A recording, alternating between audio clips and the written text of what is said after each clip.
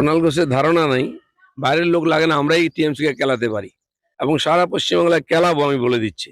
আমি আজকে আহ্বান করছি আমার কর্মীদের এবং সাধারণ মানুষকে, টিএমসির গুন্ডাগর্দি, দাদাগিরি, লুটপাট অনেক সহ্য করেছে মানুষ।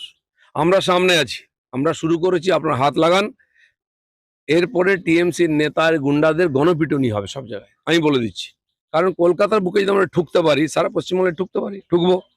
আর যে শশী পাঁজাকাল খুব ড্রামা করছিলেন, তার গুরু যেমন চেলাও তো ড্রামা কুইন হবে।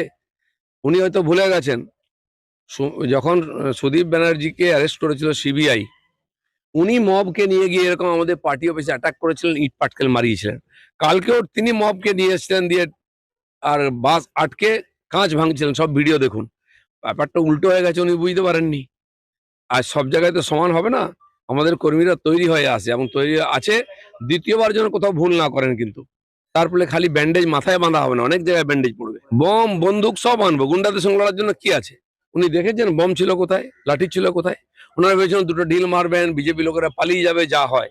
সে বিজেপি নয়, বিজেপি পাল্টে গেছে।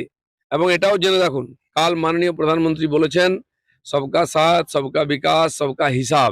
হিসাব মানে খালি টাকার হিসাব নয়, এতদিন যা গুন্ডামি মারপিট করেছেন সব হিসাব চুকতে হবে।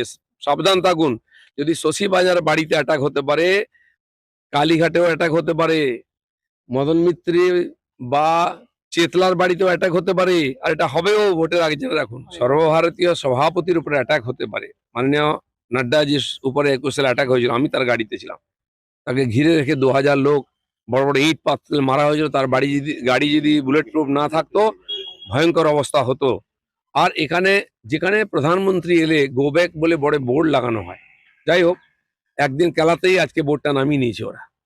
এখন তো ওরা একটা কালো বোর্ড নামিয়েছে, টিএমসি সমস্ত বোর্ড আমরা সারা পশ্চিমবাংলায় নামাবো এরপরে, যদি বাড়াবাড়ি করে।